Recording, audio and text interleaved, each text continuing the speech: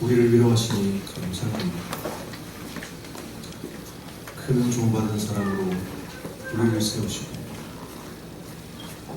오늘도 우리에게 말씀을 주시며 언약의 백성답게 우리를 인도해 가시는 주님을 찬송합니다. 오늘도 주의 말씀 앞에 서서 언약을 굳게 붙잡는 시간 되게 하시고 말씀으로 위로를 받는 시간 되게 하시고 믿음을 고백하는 시간 되도록 성령의 은혜를 부어 주옵소서. 예수 그리스도 이름으로 기도드렸습니다. 아멘. 우리는 예수 그리스도로 말미암아 이미 신분이 변화된 하나님의 백성들입니다. 그런데 우리가 인생을 살아가면서 세상을 이해하지 못하고 현장을 이해하지 못하다 보니까 많은 어려움들을 겪기도 합니다. 우리나라는 5000년간 샤머니즘으로 끊임없이 하나님과 멀어지고 귀신을 숭배해왔던 민족입니다. 그리고 1600년 전에 불교가 들어오면서 무장을 숭배하고 다른 신을 섬기는 나라였습니다. 500년 전에 유교가 들어오면서 제사를 지내고 이 귀신 문화들이 끊임없이 판을 쳤던 나라가 이 대한민국입니다. 하나님께서 130년 전에 선교사들을 보내어서 이 땅에 복음의 씨앗을 심도록 해줬습니다.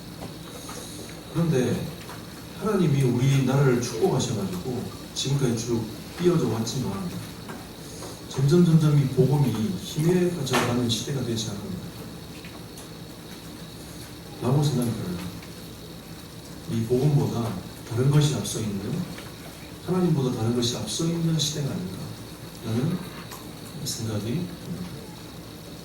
그래서 지난 주간에 하나님께서 우리가 영화를 끄고 현장에 오직 그리스도만 필요하다는 사실을 보아라.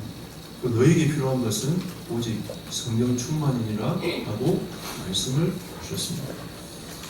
오늘 이 창세기 32장은 계속 말씀을 묵상하면서 결국은 하나님은 야곱을 치유하셔서 언약의 백성으로 삼으시는 게 아니라 하나님께서 여러분과 저를 치유하셔서 언약의 백성답게 살아가도록 인도하시는 게 아닙니다. 이런 마음이 들었습니다. 그래서 오늘 말씀의 제목이 치유하시는 하나님입니다. 오늘 이 본문은 계속 야곱이라는 인물이 나오지 않습니까? 하나님은 야곱을 중심으로, 언약의 백성인 야곱을 중심으로 야곱을 치유하시는 내용들이 계속 나옵니다. 그럼 하나님은 야곱을 어떻게 치유하시는지 한번 보겠습니다. 인생 여정을 보면 야곱은 창세기 25장 23절에 형 에사와 함께 태어난 장면이 나오죠. 근데 23절에 보면 하나님이 뭐라고 말씀하셨냐면 네 태 속에 두 국민이 있다라고 말씀하고 있습니다. 그런데 큰 자가 작은 자를 섬길 것이다 라고 말씀하셨습니다.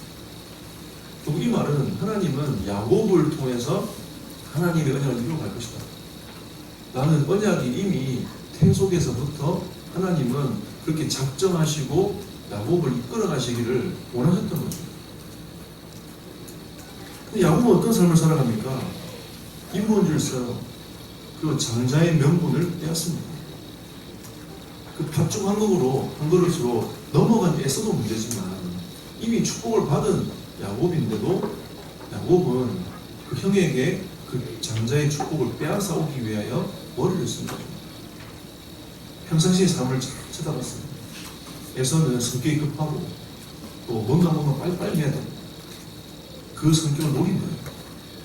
그래서 이 팥죽 한 그릇으로 분명히 내가 장자의 명분을 사게 될 거다 라는 확신을 갖고 있었단 말이에요. 이 팥죽 한 그릇으로 장자의 명분을 사버렸어요. 그리고 창세기 27장 1절 46절에 보면 또 이삭인 아버지도 속입니다. 어머니가 그걸 붙여서 아버지에게 축복을 받자 하면 아들이 안 됩니다. 이렇게 얘기를 했는데 어머니와 영적 흐름이 똑같았어요. 짝짝꿍한 거죠. 그 말은 어머니가 틀을 붙이는데 자기는 그걸 뿌리칠 수 있는 영적 힘이 없었던 거죠. 왜? 또 그렇게 살아왔던 거죠. 아니야.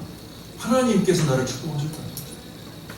어머니 하나님 나를 축복하시는 걸 보십시오 라고 했어야 했어요. 아니면 그 부모가 야곱이 머리를 쓰고 있는 것을 보면 아니야 야곱, 너는 언약의 백성이야. 하나님이 너를 인도해 가실 거야 라는 믿음의 고백들이 계속 되어져서 야곱에게 언약이 계속 심어 들어가야 되는데 그게 아니에요. 똑같은 거죠. 결국은 어떤 삶을 살게 됐습니까? 야곱은 형을 피하여 도망을 갔습니다. 인생이 도망자였어요. 여러분, 그냥 이게 제가 여정을 말하는 게 아니고요. 야곱의 심정을 가슴에 담아야 돼요. 그렇게 살다가 도망자로 살았단 말이에요. 근데 하나님이 순적히 라반의 집으로 또 인도하셨어요. 근데 그 사이에 창세기 28장 10절 21절에 베델이라는 지역에서 하나님을 만납니다. 그럼에도 불구하고 창세기 30장, 31장 쭉 이어서 보면 이 야곱과 라반의 머리 싸움이 끊임없이 벌어집니다. 라반도 보통 인물이 아니에요. 지난주 메시지 봤잖아요. 두 딸을 팔아서 자기의 부를 축적합니다. 끊임없이 자기의 그 사위를 속여가지고 자기 부를 축적하려고 하는 인물이 라반이었어요.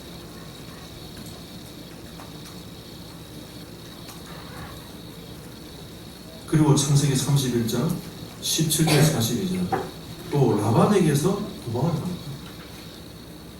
하나님이 라반의 집에서 야곱을 지키심을 경험을 했지만 그게 믿음으로 인격적으로 다가오지 않는 거예요.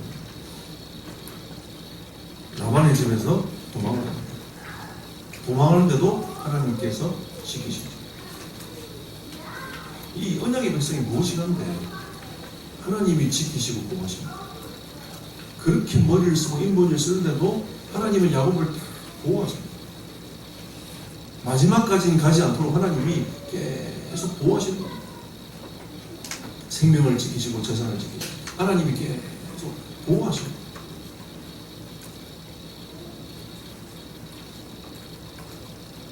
그리고 창세기 32장 1절 23절 오늘 20절 보십시오.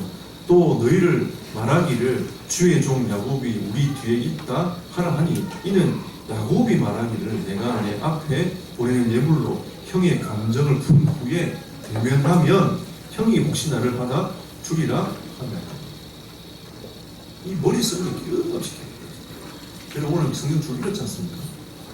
한때를 먼저 보내고 그 다음 또 보내고 계속 나누어서 그 나누는 목적이 뭐예요?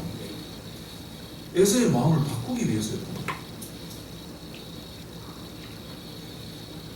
결국은 이 영적인 것을 육신으로 풀려고 끊임없이 머리를 쓰고 있는 겁니다. 우리는 현장에서 육신은 필요하지만 육신이 우리의 마음을 변화시키지 못해요. 육신적인 것이 우리 영적인 것을 변화시키지 못해요. 우리가 지난 주간에 김세희 선교사님을 통해서 우리 메시지를 들었습니다. 여러분, 인생은요 하나님을 만나지 못하면 공허할 수밖에 없어요. 인생은 하나님을 만나서 만족하지 못하면 계속 방황하게 되어 있습니다. 돈이 아무리 많아도 방황합니다. 여러분. 우린 이만큼만 있으면 될 거라고 생각하지만 그만큼 있어 보십시오. 끊임없이 방황하는 게 인생입니다. 여러분의 마음의 욕심 채울 수 있을 것 같습니까? 그렇죠? 일을 더하면 일을 갖고 싶고 일을 더하면 살을 갖고 싶고 살을 더하면 집을 갖고 싶은 게 인간 마음입니다.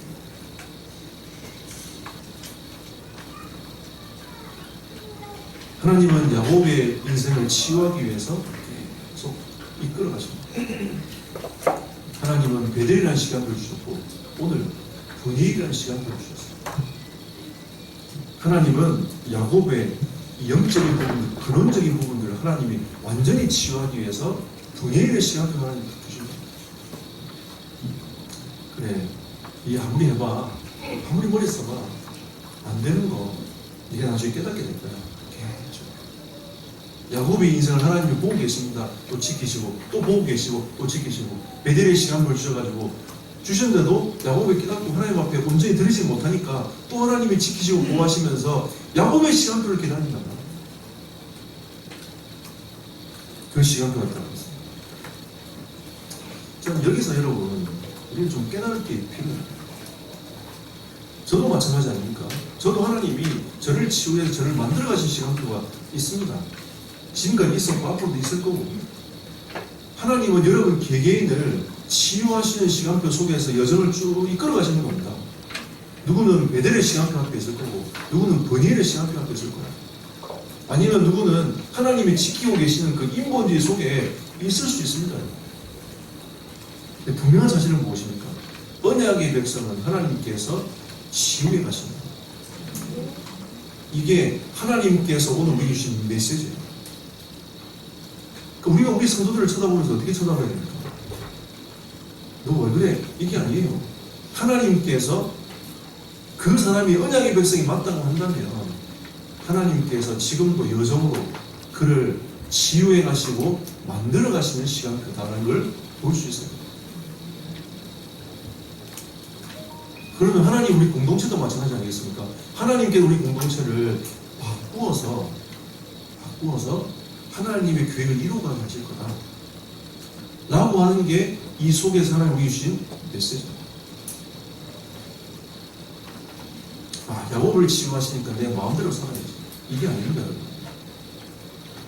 그럼에도 불구하고 하나님은 하나님의 언약을 이루어가기 위해서 언약을 계속 축복하시면서 지키시고 인도해 가시면서 이끌어 가십니다. 오늘 32장 24절 보십시오. 야곱이 홀로 나왔다. 자기가 해볼 거 다 해봤었는데, 인문을 써보고 양대도 다 해보고, 자기 형이 자기를 죽일 것 같은 그 압박감과 여러분 그 무거운 짐을 지고 야곱이 지금까지 살았단 말이에요. 인문이 쓰다가 여러분 자기 집에서 도망나가서 라반의 집에 가서 20년 동안 우리가 말하면 개고생을 한 거예요. 인간적으로 말하면. 근데 그 마음은 20년 동안 자기가 진짜 열심히 해서 하나님의 축복을 받았지만 그 마음에 엉어려졌던 것은 치유되지 못했어요. 가슴에 딱 경고죠. 하나님이 이제는 아버지 집으로 돌아가라니까 누가 걸려요? 20년 동안 계속 가끔씩 생각났던 그 애서가 문득 떠오르는 거예요. 나 이제 어떡하나? 형이 나를 죽이면 어떡하지? 난 이렇게 어마어마한 자녀도 생기고 가족도 생겼는데 우리 가족을 다 죽이면 어떡하나? 이런 두려움이 막 밀려오는 거예요. 그 두려움이 밀려올 때 하나님하고 바라봤으면 될 텐데, 베델이 하나님 바라보면 될 텐데 양떼를 보내고 또 보내고 또 보내고 마지막에 가족을 두고 이제는 더 이상 안 될 것 같으니까 자기 홀로 하나님 앞에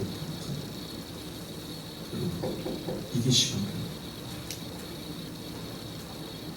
이게 하나님 우리를 치유하는 시간입니다.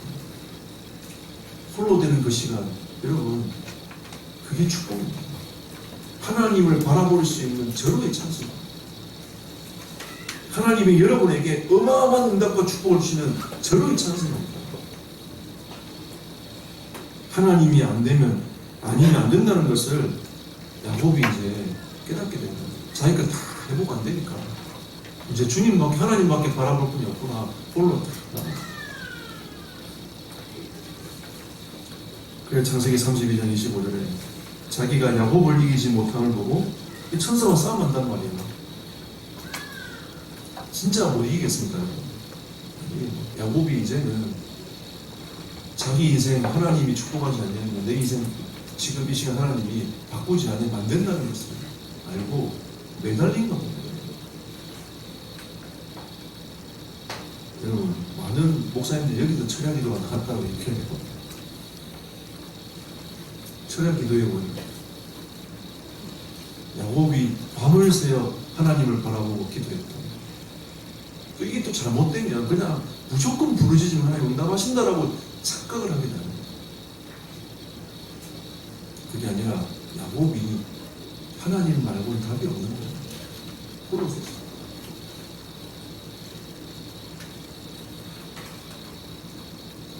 그리고 그 천사가 야곱의 허벅지 관절을 쳐버립니다. 이 말은 무슨 말이냐면 네가 지금까지 육신을 믿고 살아왔잖아. 이 인생 네가 열심으로 살아왔잖아. 이제 네 인생 네 열심으로 살지 마라 하고 천사가 쳤답니다. 이제 네가 하나님을 의지하며 살아. 하나님이 야곱을 근본을 치유하십니다. 그래서 32장 28절 보십시오. 그가 이르되 내 이름을 다시는 야곱이라 부를 것이 아니요. 야곱은 속이는 자였어요. 이름의 뜻이 발꿈치를 잡은 자라는 뜻이랍니다. 바울의 이름 자체가 이미 발꿈치를 잡고 속이고 이게 인생이었어요. 이제는 다시는 야곱이라 부를 것이 아니요 이스라엘이라 부를 것입니다 라고 말씀했어요. 이제는 네가 하나님과 함께하는 자로, 하나님을 누리는 자로, 하나님의 것을 누리며 살아가는 자로, 이제는 너의 이름을 바꾸어서 네 인생을 살아가 라고 하나님이 말씀을 하십니다. 하나님이 야곱을 치유하셨어요. 우린 치유는 육신적인 치유만 생각하지만 하나님은 야곱의 마음을 치유하시고 영적 상태를 치유하셨어요. 이게 진정한 치유예요. 우리 육신의 축복을 다루고만 계속 기도하지만 하나님은 육신의 축복과 함께 마음적인 축복과 여러분 영적인 축복을 함께 받기를 원하시는 겁니다. 여러분 오늘 찬송 들으면서 어떤 생각이 있습니까? 큰 은총 받은 사람, 평안하라 평안. 저는 이 찬송 들을 때 굉장히 위로가 됩니다. 세상 사는 게 쉽지 않잖아요. 이것도 생각해도 저것도 생각해도.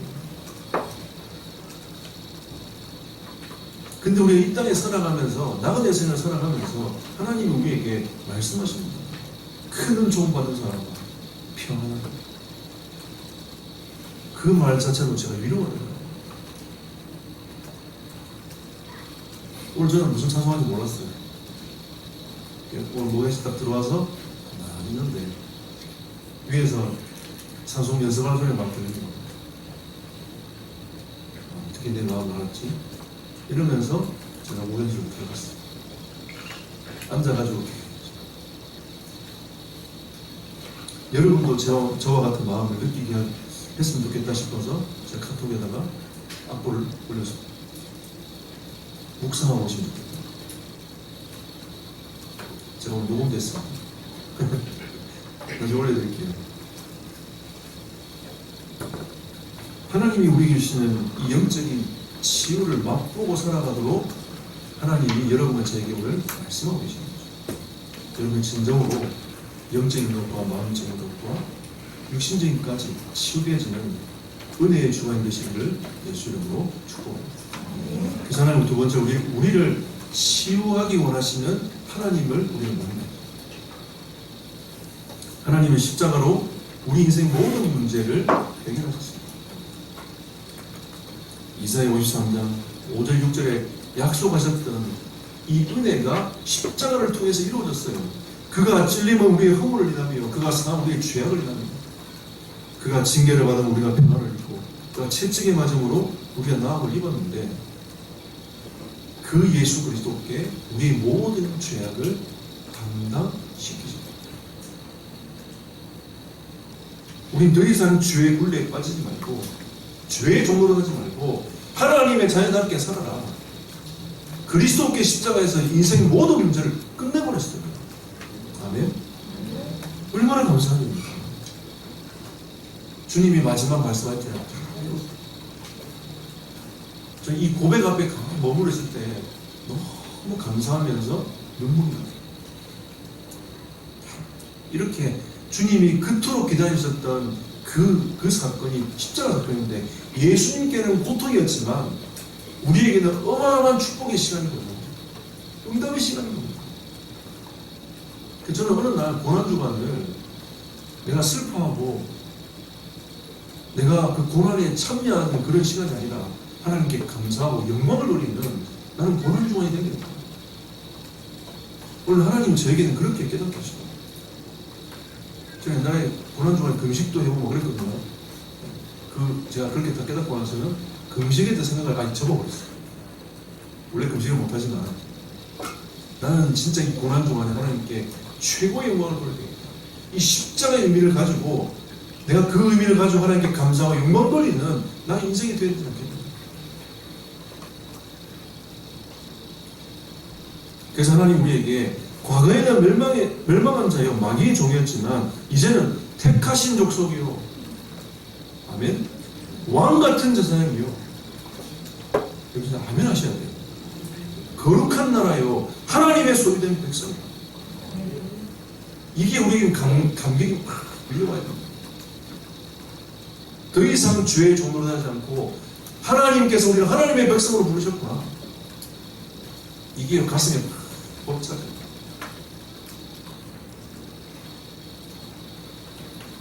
진정한 치유는 무엇입니까? 어떠한 문제가 있어도 괜찮습니다, 여러분. 그 문제는 문제되지 않아요. 진짜 문제는 뭐냐? 그리스도가 나의 인생의 주인 되지 못한 것입니다. 진정한 치유는 그리스도가 나의 인생의 주인 되길 하나님은 원하시는 거예요.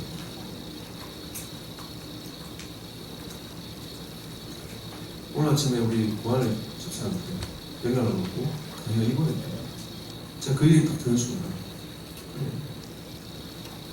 우리에게 문제가 될 수 있겠냐. 진짜 하나님은 모든 여정을, 우리 인생의 여정을 하나님께서 인도해 가실 겁니다. 하나님은 진짜 그 사건의 주인이 되어서 하나님의 계획을 이루어 가시도록 제가 지금 기도했습니다. 하나님 우리를 치유해 가기를 원하시는데 진짜 주인이 되기를 원하십니다. 그럼 우리 인생의 문제 아무것도 아니에요. 지나가는 거예요. 야곱의 인생의 문제, 그때는 야곱이 너무 힘들고 어렵지만 지나가요. 33장에 보면 에서 만나서 울고 막 난리 납니다. 하나님이 다 회복하고 치유해요. 여러분 인생의 무거운 짐 주님이 다 위로하고 치워질 겁니다. 걱정하지 마세요. 우리는 뭐 하면 되냐? 홀로 나옵니다. 하나님께 나아가서 더 이상 하나님 아니면 내가 안 된다는 것을 하나님 앞에서 고백하고 그 그리스도가 나의 주인 되어지는 그 시간을 하나님이 가지기를 원하십니다.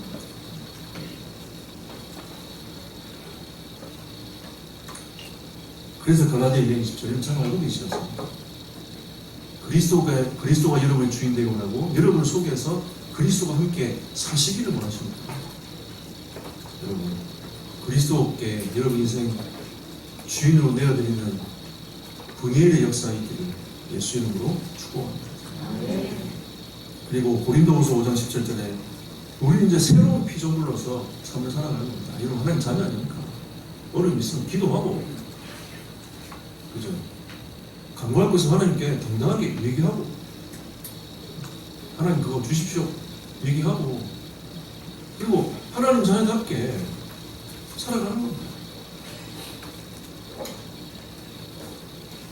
그리고 우리가 이 평생을 살아가면서 뭐 하면서 살 겁니까?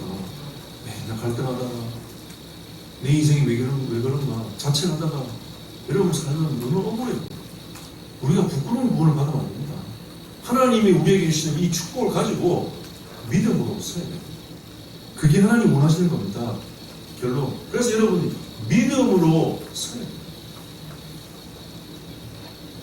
무엇을 믿는 믿음이냐? 하나님의 언약을 믿는 믿음이 필요한 겁니다. 야곱이 답답한데 하나님과 대화하지 않습니까? 그게 10절부터 11절, 12절. 하나님이 약속 있지 않습니까? 아브라함이 하나님이었고 이삭이 하나님 아니었습니까? 하나님 나에게 약속한 대로 내가 아버지 집으로 다시 돌아가는데 나는 지금 두렵고 힘듭니다. 나는 그 심정의 표현을 지금 9절부터 11절까지 하고 있잖아요. 하나님이 거기에 대한 답을 딱 하십니다. 12절에 주께서 말씀하시기를 내가 반드시 내게 은혜를 베풀어 내 시로 바다를 셀 수 없는 모래와 같이 많게 이삭에게 말씀하신 것도 마찬가지고 야곱에게 아브라함에게 말씀하신 것도 마찬가지였잖아요. 그렇게 약속하신 언약이 야곱에게 그대로 또 전달되는 겁니다. 이게 안 죽을 거니까 걱정하지 마라. 이 씨로 말미암아 이게 네 아버지 약속한 것처럼 대적의 문도 얻을 거고, 이 씨로 말미암아 모래알 것처럼 많게 될 거다. 하나님은 지금 이 그림이 다 있어요. 네 아들 12명을 통해 12지파가 세워질 거고, 많은 이스라엘 백성들이 세워질 거라는 것들을 하나님 알고 계신단 말이에요. 근데 야곱은 못 보고 있어요. 자기의 인생이 그 문제에 갇혀가지고 못 보고 있는 겁니다. 하나님은 언약 앞에 여러분과 저를 세우기를 하십니다. 이 시대의 언약은 무엇입니까? 마태복음 28장 20절에 내가 영원토록 너희와 항상 함께 있으리라. 아멘. 하나님이 여러분과 나와 영원히 함께 있을 것이라고 말씀하고 계시잖습니다.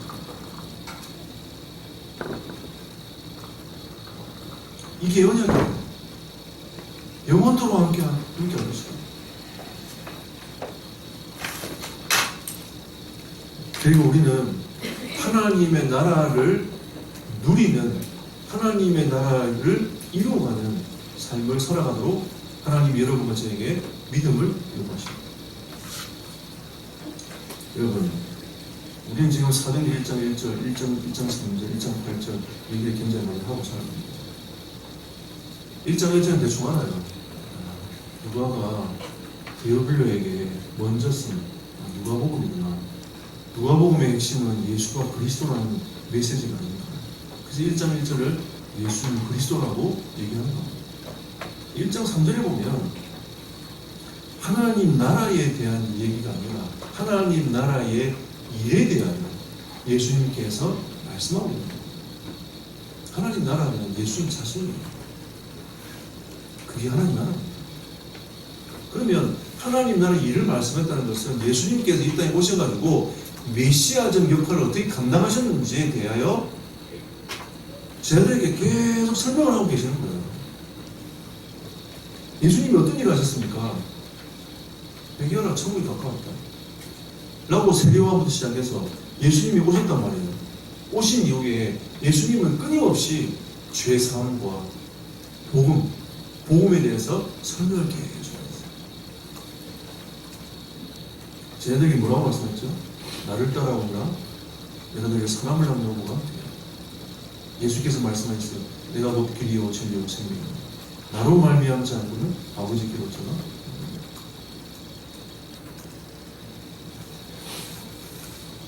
예수님이 가는 곳마다 복음이 전해졌어요. 예수님이 가는 곳마다 치유의 역사가 일어났습니다. 예수님이 가는 곳마다 기적이 문 열렸어요. 예수님이 가는 곳마다 어둠의 권세가 결박됐습니다. 하나님의 나라의 일을 말씀하셨다는 것은 예수님께 제자들을 불러놓고 너희도 이와 같이 응답받게 될 거야. 믿음을 심고 언약을 심었단 말이에요. 제자들이 그 언약을 붙잡고 기도했는데 성령이 과연 부기 시작하는 거야. 그 이후에 어떤 역사가 일어났습니까? 그 제자들을 통해서 복음이 증거되기 시작해요. 치유의 역사가 일어나기 시작해요. 안전병이 일어났잖아요. 기적의 문이 열렸습니다, 여러분. 핍박과 환란 시대에 복음이 막히지 않고 끊임없이 뻗어갔어요. 어디까지? 로마까지. 로마가 바뀐 겁니다. 그 시대에 장악하고 있던 어둠의 권세가 꺾여버렸어요. 마술하는 사람이 돌아오고 신전이 무너지고 하나님께서 여러분과 나를 통하여 이 일을 하라고 말씀하고 있는 겁니다. 여러분이 가는 발걸음 속에 이 일을 하나님 하시겠다고 말씀하시는 겁니다. 여러분 믿음을 요구하십시오. 나는 부족한데 그렇지 않습니다. 하나님이 영원토록 함께 하십니다. 너희가 가는 걸음마다 이 일을 내가 할 거니까 너희는 믿음을 가지고 고백하고 그리스도를 선포하고 살아가라.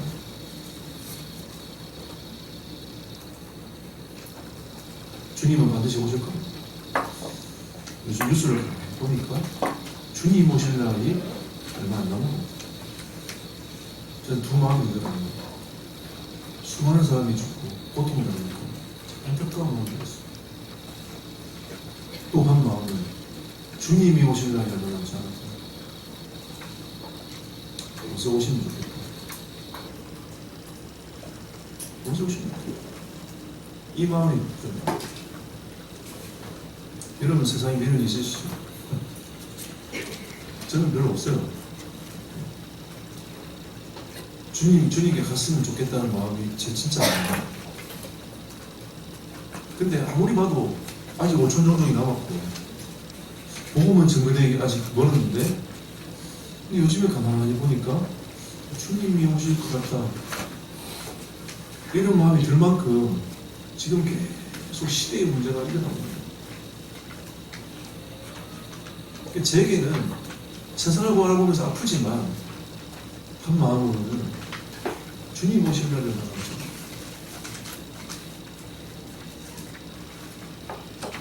반드시 주님 오신다고 말씀하셨습니다. 그때부터 그 시기는 아무도 알지 못해요. 하지만 이 천국 복음이 땅가에 전파되면 그제야 끝이 온다고 말씀하셨습니다. 전 이번 계속 선교사님들하고 대화하면서 이런 생각이 들었습니다. 제가 김세희 선교사님 만들고 선교사님 힘드니까 한국으로 들어오십시오. 미국이 뭐가 좋다고 계십니까? 선교사 생각은 달라요. 하나님이신 그 마음은 달라요. 나는 지금 갈 길이 보이지 않지만 나는 미국을 가야 되겠고 나는 갈 길이 보이지 않지만 나는 거기에서 하나님의 음성을 기다려 라고 지난주간 들어가셨어요.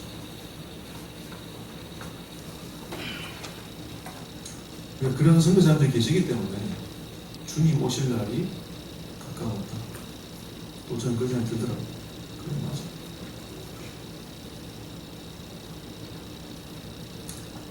하나님은 여러분과 나의 인생을 치유하기 원하시고 이 시대를 치유하기 원하십니다.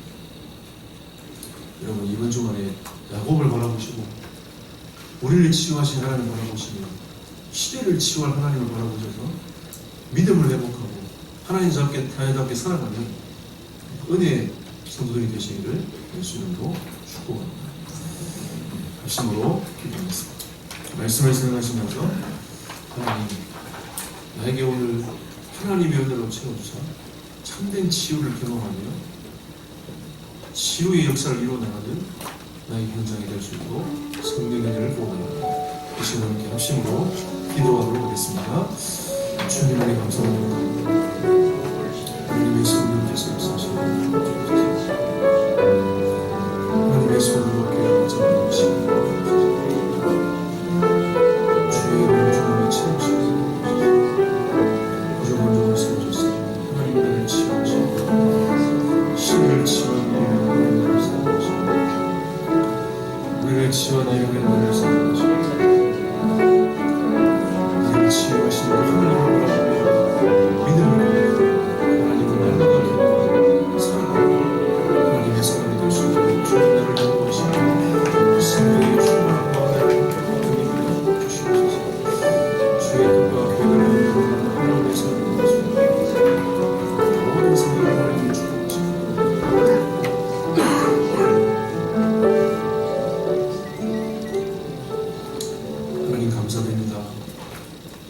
치유하신 그 하나님을 경험하게 하시고 야곱을 분열까지 인도하셔서 온전히 주님을 바라보며 시대를 치유하는 하나님의 사람으로 세우셨던 것입니다. 하나님, 우리도 하나님의 시대를 바라보며 시대에 치유하는 전도자로 세우실 것을 확신하고 그 모든 성도들 하나님이 축복하시며 인도하여 주옵소서. 예수 그리스도 이름으로 기도드렸습니다. 아멘.